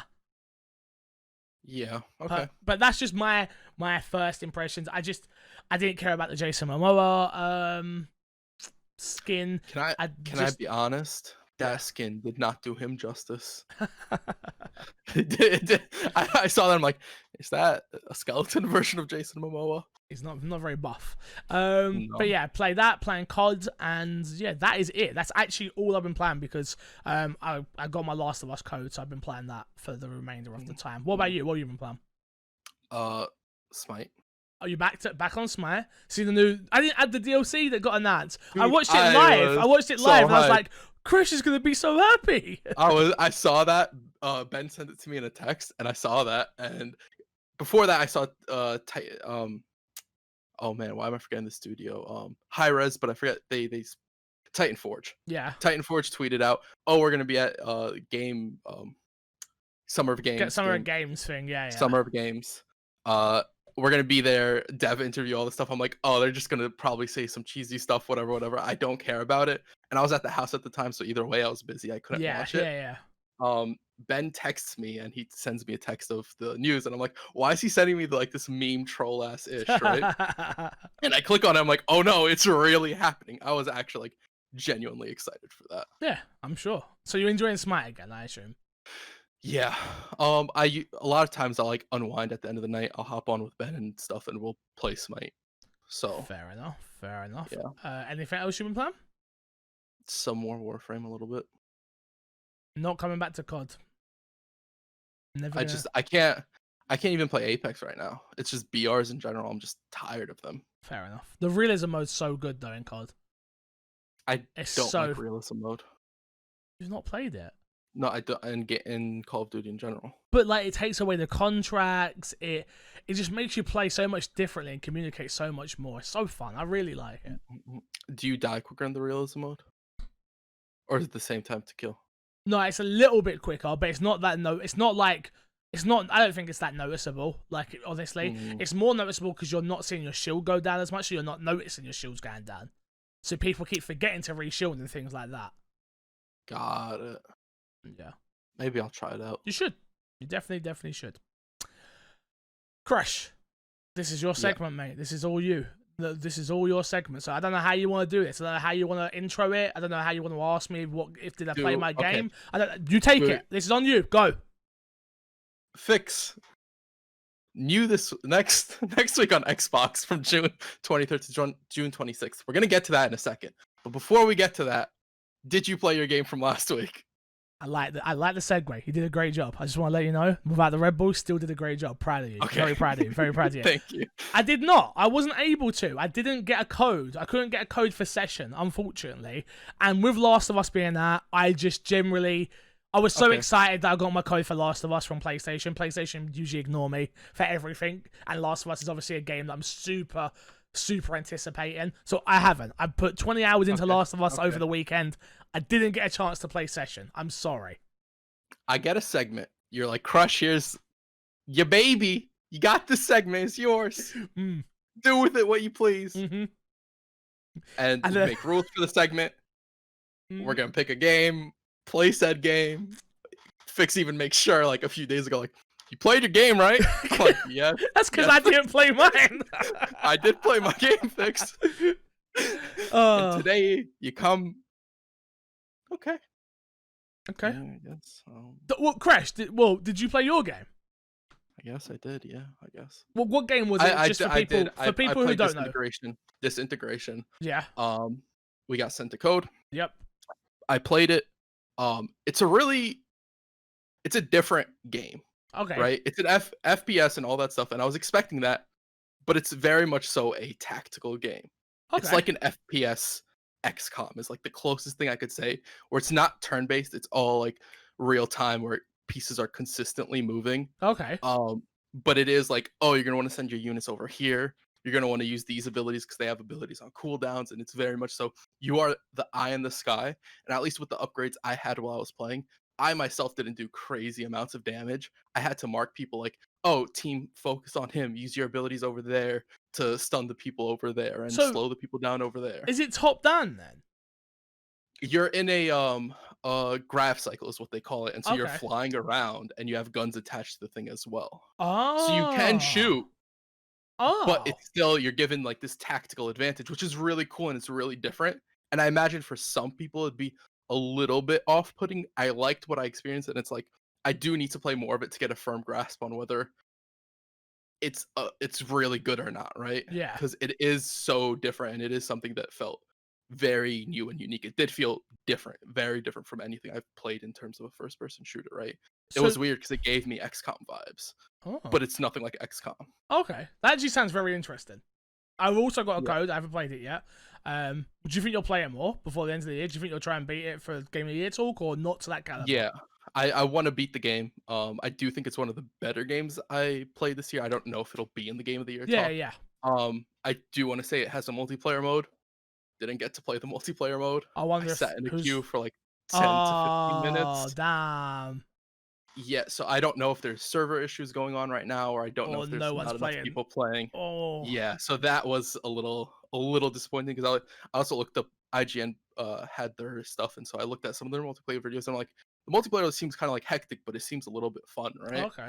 And I didn't get the chance to try that out, sadly. I wonder if we could play against each other. We could try. I don't know if they do private games. I don't remember. Yeah, but if no one else is playing, we'll just keep searching for each other. Yeah, but I don't know if the game looks for like full teams, so I don't know if you need 10 people at a time to play. Oh, yeah, that's a good point. Damn. Yeah, because it's not like a 1v1 thing. It is it's 5v5. Got ya. Yeah. Fair enough. Fair enough. Well. Okay, so now we're gonna get to the games that come out from June 23rd to June 26th. First up on the list, SpongeBob SquarePants Battle for Bikini Bottom Rehydrated SpongeBob Fix. You remember SpongeBob when you was a little kid waking up to watch SpongeBob? No, I didn't ever watch SpongeBob. I didn't either. I was really hoping you did. No. This comes out June 23rd, so... I was watching X-Men and Spider-Man, brother. I wasn't watching SpongeBob. I'm right there with you. I wasn't watching SpongeBob. I know people love SpongeBob, don't get me wrong. But I think that's the younger generation even from me. Like, don't get me wrong, I'm not sitting here acting like I've never watched SpongeBob, because I definitely have. But I'm not out here, like, loving it the way some people do. Like, I don't care about Sandy and Patrick and SpongeBob and the Krabby Patty guy. Like, I just don't care. Like, yeah. Like, I remember when we watched the Super Bowl, right? And it was like that big deal, and then like so many people disappointed. I was just like, who cares? Who cares? It's just SpongeBob. I agree. I'm right there with you. Just SpongeBob. Anyway, yeah. Play as SpongeBob, Patrick, and Sandy, and show the evil Plankton that the crime pays even less than Mr. Krabs. That's a funny joke if you watch the show. Want to save Bikini Bottom from lots of rampant robots? Of course you do. I really don't want to. Hey, don't add to the blurbs. You just read the blurbs. You're adding in quotes. Don't add in your own quotes. Wait. Is this my segment? You can't read my segment or your segment. You cannot read a blurb of somebody's game and add in your own interjectory. Is it my segment or your segment? It's my Xbox and Me show, and I happen to be the owner of it. So I'm telling you, you can't quote a quote and read a blurb for someone's game and add in your own trajectory on it. It's your segment, do you want? I can't. I'm not gonna win. Of course you do. Want to underpants bungee jump? Why wouldn't you? Want to join forces in a brand new multiplayer mode? The battle is on in the updated Return of the Cult Classic. Cult Classic, Crash. Cult Classic. Cult Classic. Stop adding to my segment because it's not appreciated. Oh, I'm not even allowed to talk? I didn't realize I wasn't allowed to talk during the segment. That was SpongeBob SquarePants Battle for Bikini Bottom Rehydrated. Comes out June 23rd. Assetto Corsa Competizione, Must be French. June 23rd. Probably, yeah. I don't want to butcher it, but I probably butchered it. Sprint, endurance, and spa 24 hours races come to life with an incredible level of realism in both single and multiplayer modes, offering photorealistic weather conditions and graphics, night races, motion capture animation, and its new standard in terms of driving realism and immersion. Italian, by the way. Italian. This comes out June 23rd. Assetto Corsa Competizione. I'm glad I didn't have to say that. A Summer with Shiba Inu comes out June 24th. When Sid, the Shiba Inu, a Shiba Inu is a dog for those of you that don't know, returns to Shiba Island, where, I'm not going to add anything. After a 10-year absence, she sets off a chain of events that overturns the lives of all dogs she had left behind. I had a good joke, too. She gets back in touch with her old friend, Max, and along the way meets a mysterious Labrador retriever named Quay Lee. They are her only remaining allies as she tries to survive the past that made her leave the island in the first place. This looks like a visual novel about Shiba Inu. So if you're a dog fan, this looks like the game for you. It does. It's a picture of a bunch of dogs. Yeah, it definitely does look like a visual novel. Yeah. Right? Yeah, maybe I'll give it a go. Maybe it's Easy 1000G. If it's Easy 1000G, maybe I'm back. That's the Game Fix is picking. Maybe. Octonaut coming out June 24th. Octonaut is a retro shoot 'em up inspired by 16-bit classics. Save the world from alien invasion by shooting and dodging your way through 8 action-packed levels with sinister bosses. Collect a variety of power-ups, including lasers, bowling balls, and ninja stars to take down enemies and defend the planet. That is Octonaut coming out June 24th. Next up, we have Night Call. Again, June 24th. As a cab driver working the Paris night shift, you are many things to different people. Your gift is getting people to talk and to catch the serial killer who left you for dead. That's exactly what you'll need to do. Yo. That sounds actually not bad. Yo. That sounds not bad at all. Might have a winner there, mate. Then Control, the Foundation. It's DLC for the game Control, coming out June 25th. The astral plane is colliding with our reality, and it is up to the director to travel through the caverns to search for answers and prevent it from taking over the oldest house. Helen Marshall, head of operations, is nowhere to be seen, but may hold key information to what's going on. It's up to Jesse, as the director of the Federal Bureau of Control, to seek answers and prevent destruction to the oldest house. I'm sure a lot of those words meant stuff if you played Control. I was just about to say, neither of us actually played Control for the end of the year. It was up there for Game of the Year talk, but we never played it. Do you regret not playing it at all? Not really. The supernatural stuff for me just didn't get me ever. I'm like, I like the I love third-person action games like this. Yeah. But this one never got me. Yeah. And I love Remedy as well. Love Remedy's games. Love them. I don't think they've ever really made a bad game, in my opinion. And yeah. I agree. I'm not huge into Remedy games, though. Like, I've never played a Remedy game that sort of wowed me. Quantum Break? I didn't play Quantum Break. Alan Wake? Yeah, I didn't like Alan Wake. Oh, wow. Yeah. No, not that I think it's a bad game. It's just it did nothing for me. So, yeah. Anyway, moving on. Tower of Time, coming out June 23rd. Lead the ultimate party of heroes into the Tower of Time, a vertical battleground filled with lore, mystery, and combat, combining the nuance of classic RPGs with challenge, tactical combat. Plan your every move to strategically place your warriors, control the battleground with precise spells, and counter incoming waves with devastating maneuvers. Tower of Time, June 26th. Interesting. Yes, Your Grace, coming out June 26th as well. In this kingdom management RPG, petitioners will arrive in the throne room each turn to ask for your advice and assistance. Decide whether to help them with their problems or to conserve resources for more important matters. Remember, supplies are limited and not everyone has the kingdom's best interests at heart. Yes, Your Grace, coming June 26th. Dungeons 3 Complete Collection comes out June 26th as well. What about Dungeons 1 and 2? Missed those ones. This is nobody cares about this. This is Dungeons 3, the complete collection Oh, fix. of course. Complete. My bad. That's on me. That's on me. That's all you need to care about. Forget everything you've ever seen and heard in the altruistic goody two shoes fantasy adventure you've played before. It's time to be selfish, mean, and downright greedy. Because Dungeons 3 Complete Collection is packing every DLC expansion and update released to date in one almighty fire-breathing, beer-guzzling package. I actually like that. That was a good read up. That was a good read up. That was a good one. I like that. I like it. It explained the game. It told me what I was getting. I like that one. That was a good one. They had a little fun with it seemed as well. Exactly. Kudos to them. Dungeons 3 Complete Collection coming out June 26th. Then we have Conan Chop Chop coming out June 26th as well. Venture forth into the world of Conan the Barbarian. Traverse among a cast of strange and wondrous creatures and crush them all to bits in this epic hack and slash roguelite for 1 to 4 players. I wonder, is that like a top-down game? This sounds like a top-down game, right? Yeah. Who knows? Who knows indeed, Crash. That is all of the games of the week. And since I picked first last week, I think it's only right that I pick first again. No.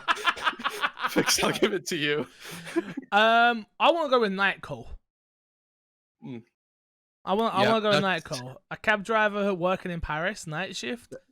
Fun fact, that's why I let you go first, because if I went first, I would have taken that. Yeah, that game, out of everything we've read, that game probably sounded the most interesting.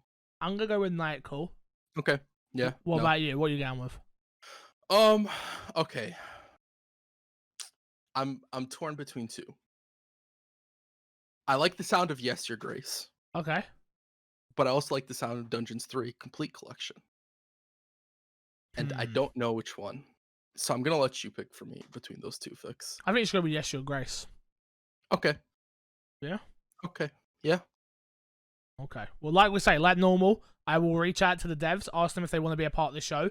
Obviously, next week, hopefully, we've both played the game, and we'll do our little spiel, talk about the game. It's just, the reason I wanted to add this segment, and Chris definitely agreed, which was just like, we don't play enough of these games that come out on the Xbox Wire, and we miss a lot. We always talk about the big AAA games, and this was something that I reached out to the team who did the game that Chris played, which was Disintegration, and said to them, hey, we're doing this segment, would you guys like to be a part of it? They were open, they were like, yes, of course, sent me over the codes. So yeah, if you're a dev listening of any game that we talk about and your game is coming up this year, please feel free to reach out to me, mcfixer@hotmail.co.uk, or my Xbox and Me podcast@gmail.com, and yeah, we're happy to try and shine a light on some of these games. If they're good, we'll say they're good, and if they're bad, we'll say they're bad. But we're definitely happy to give them a try and try and get some more people on them. So, yeah, man. Looking forward to it. This week on the dashboard, Crash, EA Play was a thing. We was meant to do 2 shows last week, Chris. What happened? How dare you? Yeah. I was ready. I was ready to go. I woke up. I was all excited. I had my Red Bull. I was like, oh, yeah, it's going to be the show. I didn't actually have a Red Bull. That's not true. So I just felt like you guys deserve to know that.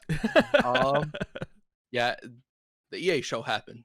That's what happened. That's what happened. Honestly, we were expecting... I was expecting more from it, especially with the new consoles coming. I was expecting to see a lot more than what we actually got. It was a lot more smaller announcements, which was a shame. But that's the way the cookie crumbles. Let's go through them real quick, Crash, shall we? This one was from Adam Bankhurst from IGN. We got Apex Legends, which is headed to Switch and Steam with full crossplay. So the big announcement there was obviously that Apex is finally getting crossplay. This is huge for someone like you. You play Apex, so yeah, it's that. I don't really play too much anymore, but I could see myself going back to this because there are people that I've like never been able to play with because they're on PC or whatever. Yeah. So this is really cool. I do think this is really dope, and it's interesting they're bringing it to Apex. EA's decision with crossplay is always admirable. I felt a sense of that was sarcasm by the way. You think? I wasn't serious at all because somebody's gonna think I was serious there. I'm not. They didn't give it to their biggest games. This just helps Apex's longevity, which is a free-to-play game, which means they get more money over the course of the game. This is a business move for them. Business. And it's a business move why they haven't announced like, hey, it's coming to a FIFA day Madden. one, like FIFA Madden. It's gonna have a day one, like you said earlier that they're talking about it. They're right? talking about FIFA. I know that for a fact, but Yes, I they're don't know talking about FIFA. So Yeah. FIFA comes out, and in the beginning, it's like no crossplay. After everybody's bought their 2 copies, like, hey, we're adding crossplay. And That's it's like, exactly cool. Now it. I can delete it off one console, but I still have to pay for it twice. That's exactly it. Not fair. Or I can see them adding crossplay, but not cross progression. So your ultimate team, your ultimate teams won't go over. So they force people to have 2 lots of ultimate teams. I can see them doing that 100%. Also, if you're playing with somebody on Xbox in the Xbox ecosystem, you'd have to use. I don't see the reason for cross progression. So the reason for what in FIFA and in Madden? Yeah, only because if there's crossplay, I don't see why you would go and switch to play on your PC. Well, yeah, but you would. That's the thing. Like, the reason you need, especially in FIFA, you need it and Madden, because of Ultimate Team is the whole reason because of that. I don't want to have to switch from. I don't mind owning different copies to play on different systems. That doesn't bother me as such. But with the fact of I can't move everything over is the problem. So my Ultimate Team, I should be able to move my Ultimate Team from my Xbox to my PlayStation to my PC to my Switch. If you put out a Switch version of FIFA, that should just be something they do. But because they know people they'll make alt accounts of Ultimate Team on different profiles, so they keep putting money in. So I can see why they probably won't do it. So this is just, for me, that's still like weird, because why, if you have it on Xbox and it's crossplay, why would you ever switch to play on the PlayStation controller? That's just what I don't understand. Like, I get the gripe, and I think it's a valid gripe. I just don't necessarily understand it. I think it just comes down to controller, I guess, and stuff like that. I don't know. I'm not like fully in. That's just my thought process for it. Okay, that's fair. Next up, Hazelight Jose Ferres announced its Takes Two. Hazelight Jose Ferres announced it Take Two, the studio's next game following The Brothers Tale of Two Sons and A Way Out. It's a co-op action-adventure platform that will, quote, blow your fucking minds away, end quote. It takes 2 followers, a child whose parents are divorcing. To cope, she creates imagery versions of them who must work together to make it through the story. It Takes Two is scheduled to be released in 2021. What did you think of this? Because I never played Brothers, but I always wanted to. I loved The Way Out, and then this one I wasn't as hot on, if I'm honest. Yeah, I didn't really care for this one. Like, he said something that I don't like it whenever a developer says, we're gonna find a new way to tell stories. I don't like it when developers I believe it though. With Jose Ferres, I believe it. A Way Out is such a unique co-op experience. I have trust in him, but it's always like, it's weird messaging for me, because most of the times developers do say it doesn't turn out to be true. It's like, oh, this is something that's been done before, and in some cases it's been done better. Some cases you are the best to do it, but it has been done before, right? Do you think A Way Out's been done before though? Because I don't think it has. I never played it. A Way Out is so unique in the way it is. It's one of the most. We should stream it on the My Xbox and Me channel then. If you've never played it, it's not that long a game, and it's definitely worth a playthrough. Definitely. Okay. So I definitely think you change your mind if you play The Way Out. Maybe. That's very possible. I know I didn't like Brothers or whatever that other game was. I was not a fan of that. A Brothers Tale of Two Sons. You didn't like the two joysticks and controlling them, and no? Okay. No, I don't. For me, it didn't feel good as a game. Like, maybe conceptually, and maybe once you get later on, it gets better. But just getting into it was not enjoyable for me. I wonder if you'll feel the same about A Way Out then. Next up, Zoink Games announced Lost in the Random. The studio behind Fee, Zoink Games, announced Lost in the Random, a game that takes place in a world of random. A, quote, dark kingdom where every civilian future is determined by a roll of the dice, end quote. In 2021, follow the tale of Even and her sidekick Dicey to quote, play the odds and break the curse, end quote. What did you think of this one? Because I like Zoink Games. I've met plenty of people over at Zoink Games. I don't always love their art style because it's such a unique art style. Yeah. This was like a Tim Burton movie. This reminded me of like Nightmare. Yeah. Nightmare Before Christmas. I actually really liked it. I okay. the idea of it. I like the way they talked about it. I'm actually looking forward to this game. But then again, like it's a smaller game, and like we've said, we tend to like be excited for smaller games, then we don't play them. I think I'm gonna go out of my way and make sure that I play this when it comes out because I do really like it conceptually. I do think it looks cool. I do like the way they were describing it. I think it's very interesting in my opinion. Fair enough. Fair enough. Next up, which was Rocket Arena, the free Rocket game gets a new trailer and will be released on July 14th. Rocket Arena, the competitive third-person 3v3 shooter that is all about using rockets to literally blow up the competition, will be released on July 14th.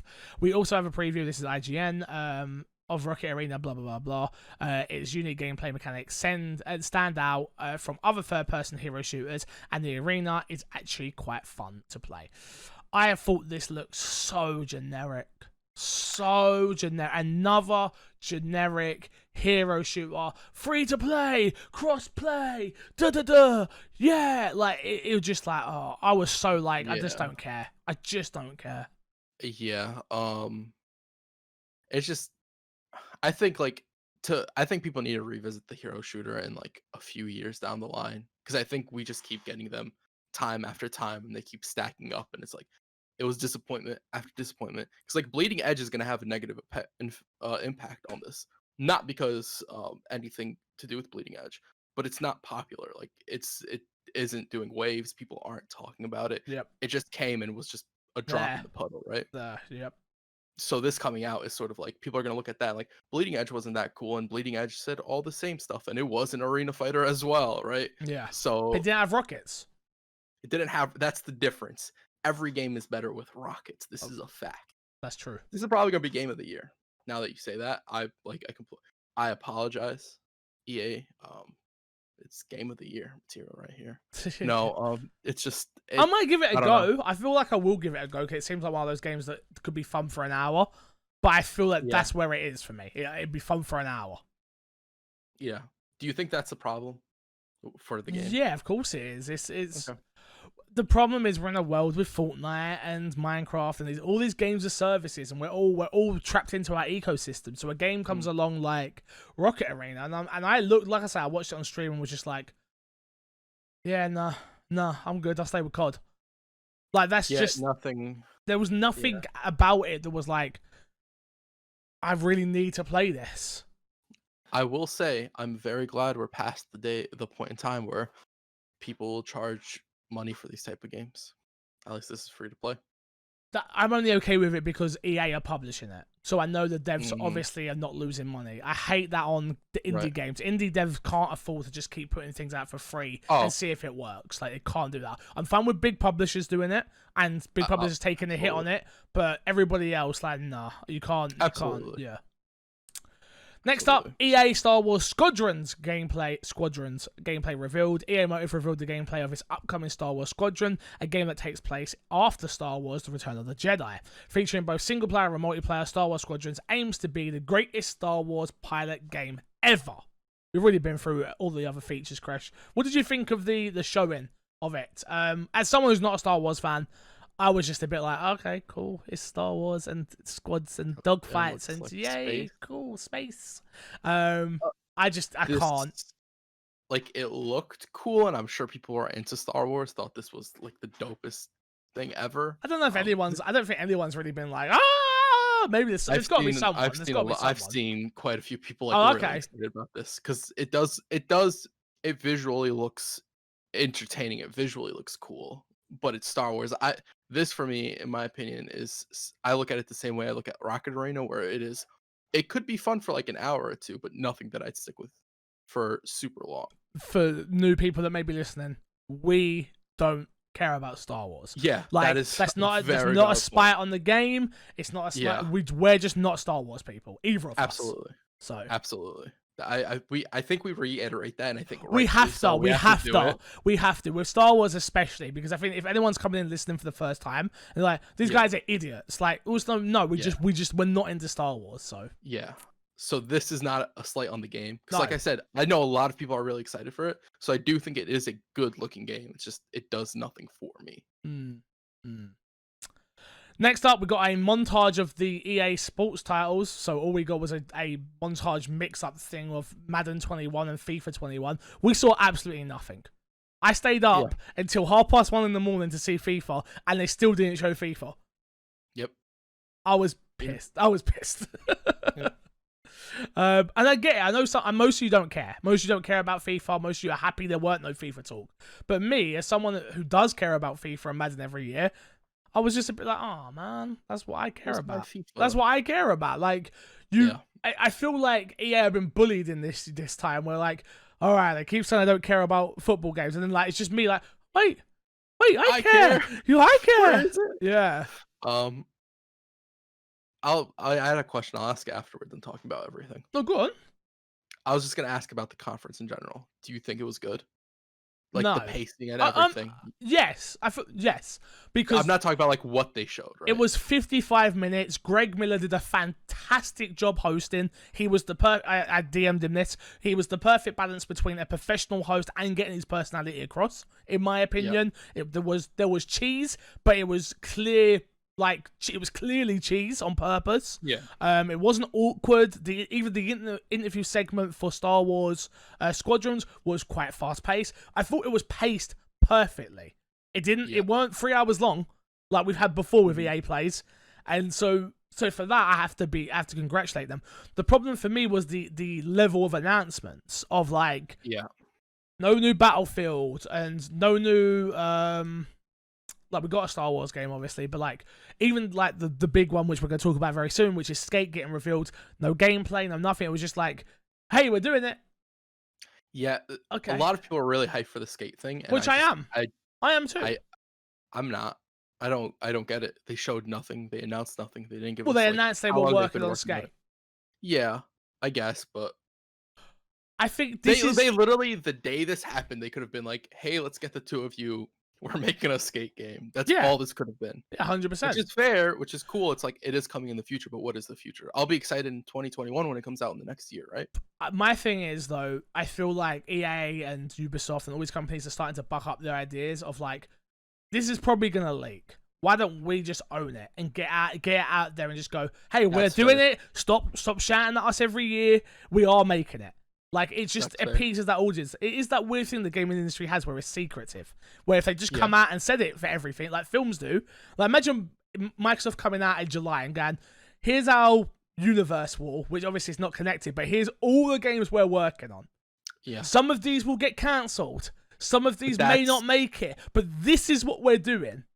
But that's the part that sucks, is for the games that can't canceled. Like, most of the people who know and understand the gaming industry, like, games get canceled. But for a lot of people, they look at it like a game gets canceled. Oh, that studio's horrible. Like, they just can't complete a game. They can't do anything. Like when Microsoft canceled a few games. Yep. That's all people talked about Xbox. That's all people still talk about sometimes. True. You'll see people complaining about it.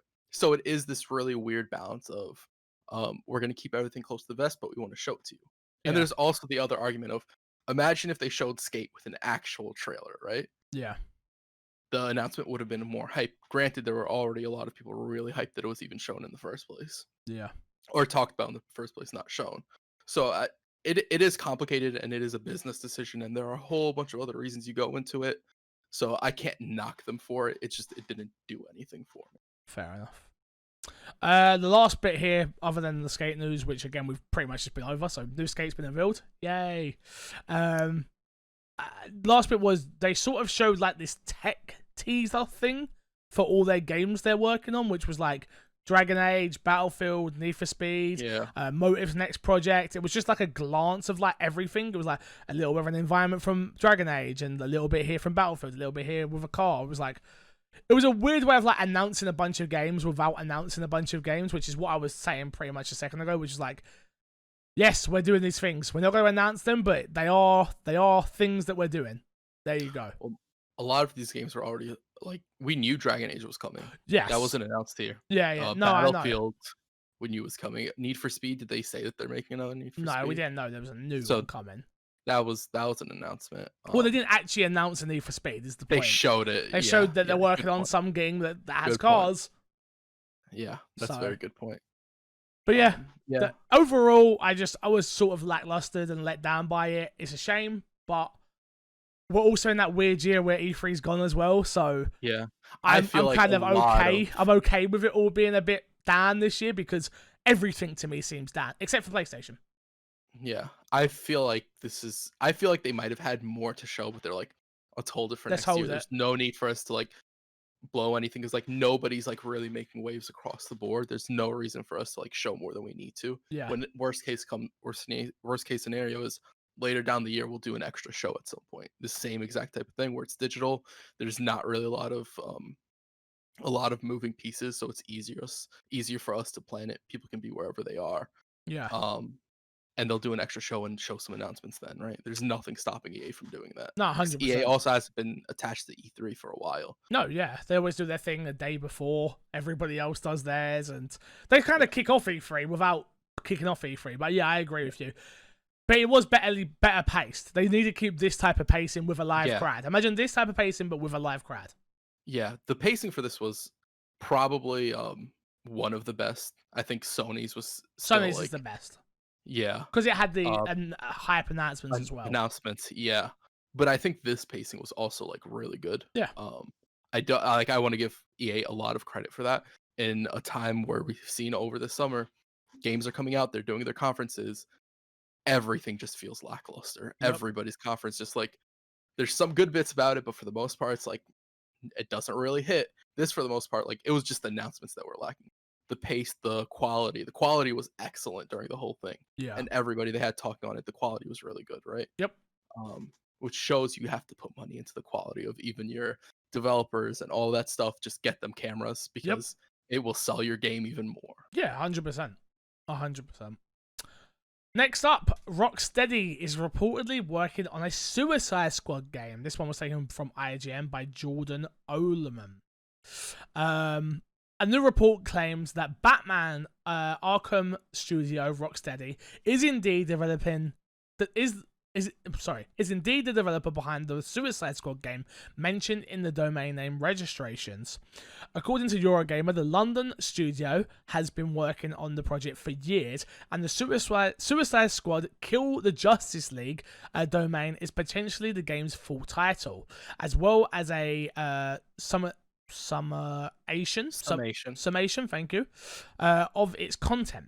Eurogamer also says the domains were registered by WB Interactive. The Gotham Knights does not refer to the WB Montreal long-rumored Batman game, Court of Owls game, and that both games will be shown in some respect at the DC Fandom event in August. Crash. Yep. How is this for you? Suicide Squad game. How did you feel? I'm excited, but like, but what does it mean? What does it play like, right? Because they've been wanting to do something other than Batman. So I could see them doing Suicide Squad and they're like, okay, we're doing Suicide Squad. It's not going to play like Batman, right? Because they want to do different things. I don't know. So yeah. I'm excited for it. And I think Rocksteady they're an amazing studio. So I have faith in whatever they decide to make. I'm just curious where they're going with it. I'm curious where they're going with the story. Because like, what characters are they going to use in the Suicide Squad, right? Will they put Harley Quinn in it? Yes. Will she not be in it? There's like a whole array of characters that they could use that they could put in it. They're going to use the basic bitch characters from the film, but just make it good. Maybe I don't know, because there are a lot of characters and they could make an interesting team up, and it also depends, is it going to be affected by whatever happened in the Batman game, no, right? I don't think it's joint. I'd be shocked if it was a joint universe. It's definitely I actually differ in this because like the Batman game's supposed to be like a reboot, right? Yes, that's what the rumor is. If it is a reboot, this is a joint universe. So you think the Batman game is getting the new Batman game is going to get announced is going to be in the same universe as this Suicide Squad game? Yep. Damn. That's crazy. That'd be pretty hype. That'd be dope. Right? That'd be dope. Imagine one trailer, but one trailer is for the reveal of both games. Both games, yeah. Yeah. That'd be pretty hype. That'd be amazing. It'd be amazing. I haven't read the comics in a while, but I do think that the character from Court of Owls does appear in Suicide Squad. Like he joins the Suicide Squad, but I can't remember, and I might be just remembering the comic incorrectly. I own a comic. Did you see it back there? Yeah, I've seen it, Fix. Yeah, but You need to play along because we do a podcast once a week. Like you have to pretend that you I've seen care. it. I hate when you do this, Fix. If you could keep your opinions to yourself. How many times do I have to tell you? Like, how many times? I just don't understand. I just don't get it. I'm sorry, Crush. Anyway, guys, back to Batman, which is what's really important here. It's a DC bloody comic. No, I know. I'm just joking. I was trying. I saw it. It's really cool. I'm not gonna lie. I was a little jealous because the cover art for it actually looks really dope. Yeah, I got it. Did you read it? I've not even opened it. I'm not reading it. I can't read. Yeah, it's dope though. Yeah, it's really nice. I'm just gonna get Greg to sign it, then put it back in. Read it. Read it. What's that? Cost me a lot of money though. How much was it? £10. Lucky I love that Greg Miller guy, eh? Lucky I love him. Imagine the people who buy like tens of them every week. Yeah, they're rich. They're rich people. That's actually a thing that like my mum drove into me as a kid. Like, no, we can't afford that. We're poor. Like, you can't have comics. They're too expensive. Like $4.99 for this thin book. No, thank you. Yeah, like, it is very expensive. Yeah, but maybe I would have learned to read quicker if I would have just read about Spider-Man like I wanted to. Who knows? Who knows? True. Next up, Xbox Series X price is £400. Xbox Series S is £200, claims rumours. This was written by the Metro. The Xbox Series X may be sold for around £400 when it launches this year, but an insider claims the digital version will be half that price. Now that Sony have revealed the PlayStation 5's internal game lineup, we arguably know more about their console than we do Microsoft's, which is not expected to have any equivalent game reveal event until July. But the most important question for both consoles remains unanswered. How much will they cost? Some sources have suggested the new console will be unusually expensive, but a new rumor claims that Microsoft is aiming for $400 for the Xbox Series X and half of that for the cheaper digital version of the console. The rumor comes from a post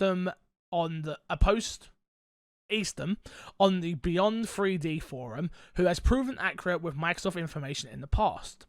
Although he admits that Microsoft plans are consistently in flux and price could change, if Sony announces their PlayStation 5 details first, Microsoft has never officially announced a digital version of the Xbox Series X, but it's to believe the codename is Lockhart.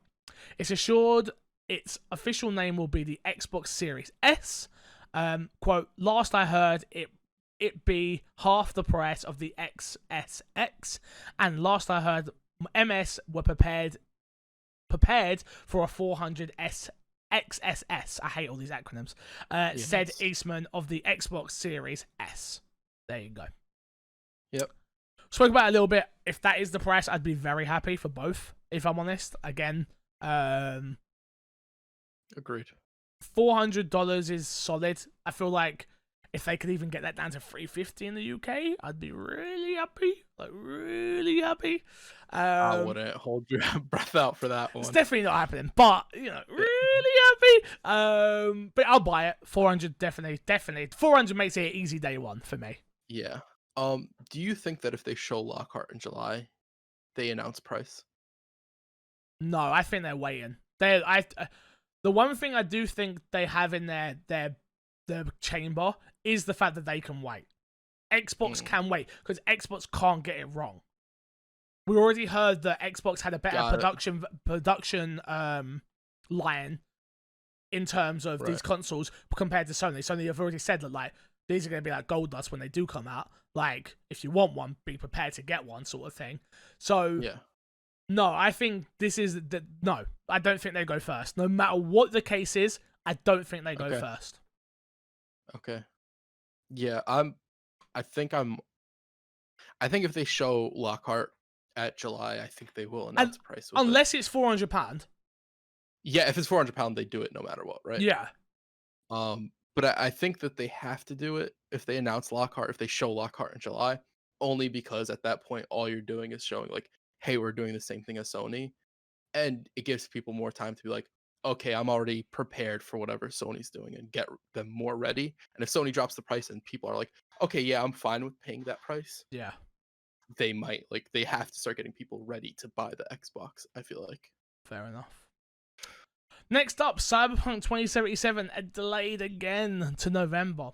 Cyberpunk 2077, the massive RPG from CD Projekt Red, has been pushed back once again to November 19th following a previous delay to September 17th. This one was from Polygon from Cass Marshall. In a statement, the publisher published to the game's official Twitter, CD Projekt Red Markin Eiswick Iwinski and head of the studio Adam Badowski wrote, "At the time we are writing these words, Cyberpunk 2077 is finished, both content and gameplay wise. The quests, the cutscenes, the skills, and the items, all in the adventures Night City has to offer. It's all there, but with such an ambience of content and complex systems interweaving with each other, we need to do a properly go through everything, balance game mechanics, and fix a lot of bugs." Crash, nothing more really to add there. This is a good thing. Like, I don't really see many people like be angry about it, but if anybody is, you're an idiot. Like, just let them make the game. Who cares? Yeah, I agree. Like, I have nothing more to say on that. Do you know what I mean? Yeah. Like, I'm partly a little sad that it's not coming out, but we'll get a better quality. And like they said, there are a lot of systems involved in this. It is supposed to be a big game. Go on. I'd rather them like make sure like everything's working. Right? Do you think this could have been delayed because of the new consoles? Whether like Xbox was like, "Hey, can you get this closer to our launch? We'll pay you." No, I don't think so. Because the rumor, what people have been saying online is like maybe they announced the release date at the July event, and it is going to be a bundle. Well, not even a bundle, but like just it's a launch title at that point. Then November 19th, Xbox. If I'm not mistaken, I want to quickly check this so I'm right. Xbox 360 release date. I'm pretty sure they release in November 20th most time. November 22nd. So it's always, and then the original Xbox, Xbox One. Let's go with that. I think that's November 20th or 21st. November 22nd again. And then the Xbox OG. What can I get a release date on that one?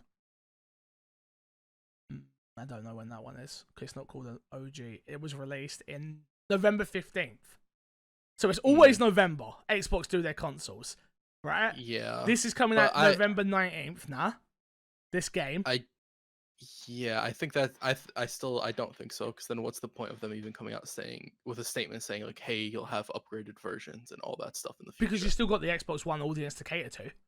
You still have to cater to that audience, and not everyone can afford it at launch. So they want to know that their games go over. I understand that, but like I don't see it. I think that they needed more time with the game, and I really think that's all it is. I guess we'll see in July whether like what happens there. Yeah. But I don't think the delay was for that reason. It's a weird day though. That's the night. That's a Thursday.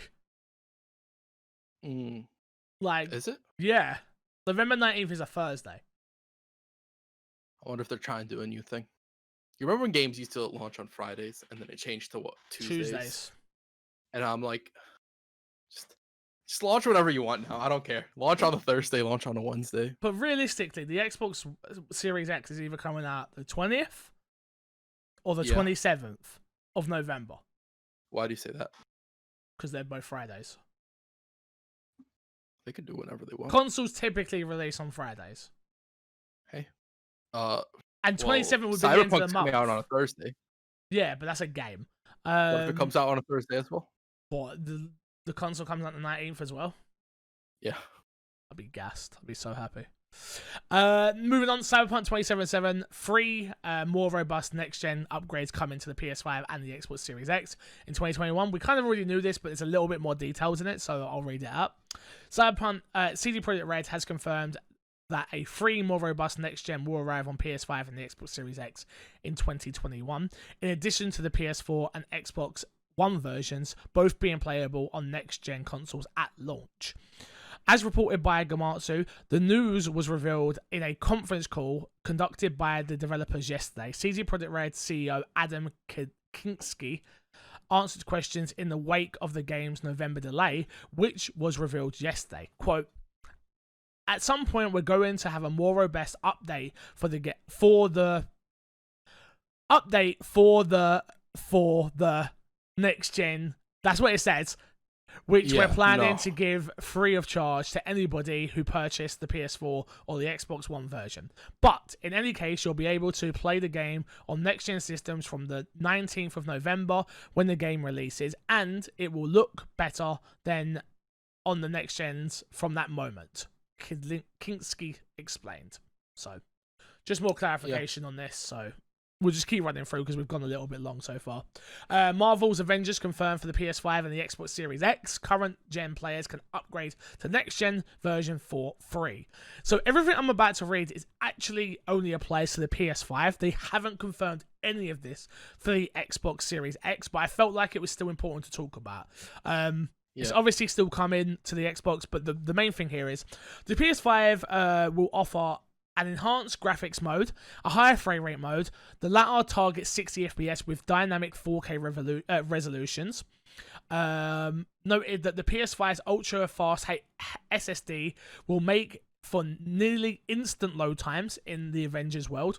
And as Iron Man flies through content-rich levels, higher resolution textures, a mesh will stream instantly, maintaining the highest possible quality all the way through the horizon, he added. Avengers will also take advantage of the DualSense controller. That's not something we care about. But yeah, it was obviously... Sony must have the marketing for this one, hence why they've said it. Yeah. But everything said here must apply. They did also go on to say that specific details on the Xbox Series X, Stadia, and PC versions will be revealed at a later time. So I would just take it that it's going to be the same. Maybe the load time's a little bit longer on the Xbox One. So I have a question. Do you think that all these games coming out saying, hey, we have free upgrades for Xbox and PlayStation, do you think that has any negative impact on Xbox? I think for me, but maybe it's because I overanalyze the industry, which is just like, I just think it's like, oh, that whole smart delivery thing was just like... Yeah. But I think the point of the smart delivery was like, hey, switch over to Xbox now and you'll get all your upgrades in the future. Yeah. But now it's like, oh, if you stay to Sony, and Sony has the bigger player base right now, if you stick with us, you're getting these upgrades as well. Yeah. Microsoft's not giving you anything special, right? There's nothing special going over there. Yeah. So like when I heard Cyberpunk, I was like, okay, that's cool. That's CD Projekt Red. They're always like very consumer friendly. But then you hear Avengers as well, and it's like, oh, maybe it doesn't work out in favor of... I think it's also the fact of the world is now live games of service, right? So you can't expect people to invest hundreds of hours in your world and then just want to just give that up, no matter where they go. So it's like every company kind of had to do this anyway. It's just Xbox tried to package it in a way that felt special, but now we're just learning. It's just like, oh, okay, it's just their PR spin of what they want to do. I like it, don't get me wrong. I think it's a smart idea. It explains it perfectly to people. It's like, oh yeah, that's smart delivery enabled. Perfect, done. Where Sony hasn't got anything like that. It's just like, ask the dev sort of thing. Like, I get what Xbox have done. It just isn't special. Yeah, I agree. Next, we got Facebook acquires the Order 1886 developer, Ready at Dawn. I'm not going to go into full details on this, but I just thought it was interesting to see a studio like Ready at Dawn go exclusive to Facebook. They're probably going to be forced to work on VR content for the Oculus. And the Order's such a beautiful game. It's not that great a game, but it's a beautiful game nonetheless. That I was kind of expecting them to pop up somewhere on Sony's platform with the PS5. So to see that they've been bought out by Facebook is really interesting. Yeah, I absolutely agree with that. The Order 1886 is a gorgeous game. Like, that game looks really good. And then it bombed. Nothing ever happened with them, and now they're making VR games, which is a shame. I think this is I'm not very happy about this story, to be honest. I mean, I think it's also a case of studio stability as well, right? Of course, no. They probably just wanted to be like, hey, we'll work on VR titles, no problem. Absolutely. I think this is great for the people that work there. They know where their paycheck's coming. They got their job secured. But just sort of like, they have a lot of potential there. Yeah. And I would have liked to see them, make another game of that, like, Out in of the that VR scope. headset, especially. Yeah. Fair absolutely. enough. Next, Crash Bandicoot 4. It's about time first gameplay details were revealed. This one's taken from IGN by Jonathan Dornbush. Activision has announced Crash Bandicoot 4. It's about time. A brand new sequel to Crash Bandicoot 3. Warped. Spyro Reignited trilogy developer Toys for Bob is behind the brand new adventure, which is set to be released October 2nd, 2020 for the Xbox One and will cost $60. It's About Time is built from the ground up as a new experience in the spirit of the original 3 Crash games developed by Naughty Dog for the original PlayStation. Players can play either as Crash or Coco Bandicoot for the full adventure, with other playable characters thrown in, like into the mix, like Neo Cortex, featuring a brand new art style, making a departure from what Vicarious Visions created from the Crash Bandicoot Insane trilogy. It's About Time will feature a new platforming moves, new masks with special abilities, 2 major control schemes, and plenty more. So there you go, Crash. There you go. I thought I was hype about this when it got leaked, and I saw it and I was like, oh yeah, I don't care. I don't care about Crash anymore. I really can't wait for July, when the new Killer Instinct's announced and Crash Bandicoot is announced as a playable character. You're just memeing, aren't you? You're just memeing. It's gonna be wild. You were doing this on Twitter and in my chat the other day. Oh yeah, did you see Crash in Smash? I was like, what? No. It's gonna be in a fighting game one day. And it's gonna be a cross-game fighting game. It's gonna be him against Rash, and General Ram will be there, and all this is gonna be great. It's gonna be great. Fix, just wait on it. Crash coming to Resident Evil 5 as a playable character. That's who. No, not as a playable character. He is the monster. Oh, okay. He's just spinning at you. Fix. They got rid of Ouroboros, so they just brought in Crash. Interesting. Exactly. Interesting. You excited for this new game or not? I'm not. I've never been a real big Crash fan. If it's not Spyro, I don't care about. Did you play the new Spyro? The trilogy? Yeah. Did you really? Yeah. Did you stream it, actually? I think I remember watching you stream it. Yes, I believe so, yeah. Next up, one that Chris made me add. I wouldn't have added it otherwise, guys. I promise you, I wouldn't have added it. I gave you the link as a meme, and I told you this is a meme. I didn't think you'd add it, and you went ahead and added it. Kingdom Hearts Melody of the Memory is a rhyme rhythm. Sorry. Rhythm. I got eyelash in my eye and now I can't see, Crash. Rhythm game coming to Switch, PS4, and Xbox One. This one was taken from IGN by Adam Bankhurst. Square Enix has announced that Kingdom Hearts Melody of the Memory, a rhythm game coming to the Switch, PS4, and Xbox One later this year. The announced trailer shown Kingdom Hearts Melody of the Memory in action, and it looks to feature characters designs from the and gameplay that is similar to Square Enix Final Fantasies. Theatrhythm? What? Theatrhythm.